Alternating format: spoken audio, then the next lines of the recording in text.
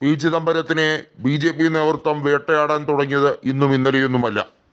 BJP നേതാവായ അമിത്ഷായെ ജയിലിലടയ്ക്കുന്നതിൽ കാര്യമായ പങ്കുവഹിച്ച നേതാവായിരുന്നു പി ചിദംബരം എന്നതുകൊണ്ടും പി ചിദംബരത്തിന്റെ നിർണായകമായ നീക്കം, അതായത് അദ്ദേഹം കേന്ദ്ര ആഭ്യന്തരമന്ത്രിയായിരുന്നു, അമിത്ഷായ്ക്കെതിരെയുള്ള കേസുകളിൽ ശക്തമായി അതിവേഗത്തിൽ വിധി നടപ്പിലാക്കുന്നത് ഉൾപ്പെടെയുള്ള കാര്യങ്ങൾ ഒക്കെ നടന്നപ്പോൾ BJP പി ചിദംബരത്തിനെ ഒരു നോട്ടപ്പുള്ളിയെ പോലെ വെച്ചിരുന്നു എന്നുള്ളത് സത്യമാണ്.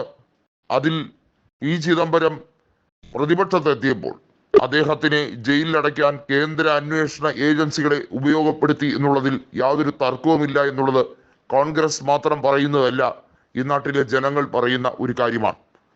നരേന്ദ്രമോദി സർക്കാർ മൂന്നാം തവണയും അധികാരത്തിൽ വരാതിരിക്കാൻ അതിശക്തമായി കോൺഗ്രസ് ശ്രമിച്ചു. എന്നാൽ കോൺഗ്രസിന്റെ ഇരുകൈകളും കെട്ടി നിലയില്ലാ കയത്തിലേക്ക് തള്ളിവിടുന്നത് പോലെയായിരുന്നു കോൺഗ്രസിന്റെ അക്കൗണ്ട് മരവിപ്പിച്ചതുൾപ്പെടെയുള്ള കാര്യങ്ങൾ.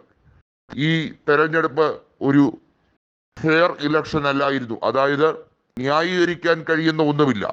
ഒരു വൺ സൈഡഡ് വിക്ടറിയിലേക്ക് കൊണ്ടുപോകാൻ BJP അവരുടെ മസിൽ പവറും അവരുടെ മണി പവറും ഉപയോഗിച്ചു. എന്നിട്ടും ഞങ്ങൾ അവരെ ഒറ്റയ്ക്ക് ഭൂരിപക്ഷം നൽകാൻ വിട്ടില്ല. ഇന്നാട്ടിലെ ജനങ്ങൾ അതിന് അനുവദിച്ചില്ല. ആകെ നരേന്ദ്രമോദി സർക്കാരിൽ ഏറ്റവും കുറ്റമറ്റ രീതിയിൽ പറയാൻ കഴിയുന്ന ഈ നാട്ടിലെ റോഡ്വേയും ഹൈവേസുമാണ്. അതിന് കാരണം എന്താണെന്ന് നിങ്ങൾക്ക് എല്ലാവർക്കും അറിയാം. അതിന്റെ വകുപ്പ് മന്ത്രി ആരാണെന്നും നിങ്ങൾക്കറിയാം. എന്നാൽ ധനകാര്യ വകുപ്പിൽ അമ്പേ പരാജയം സംഭവിച്ചിരിക്കുന്നു. ടാക്സേഷൻ മൊത്തത്തിൽ കലങ്ങി മറിഞ്ഞിരിക്കുന്നു എന്നുള്ളത് മാത്രമല്ല, പാവപ്പെട്ടവർക്ക്, ചെറുകിട കച്ചവടക്കാർക്ക് ഒന്നും തന്നെ അവർക്ക് മാന്യമായി തൊഴിൽ ചെയ്യാൻ കഴിയുന്നില്ല. അവരെല്ലാം നികുതിക്കൊള്ള നേരിട്ടുകൊണ്ടിരിക്കുകയാണ് എന്നുള്ളതാണ് വാസ്തവം. കേന്ദ്ര സർക്കാർ അവരെ എങ്ങനെ തകർക്കാം എന്ന് റിസർച്ച് ചെയ്തുകൊണ്ടിരിക്കുകയാണ്.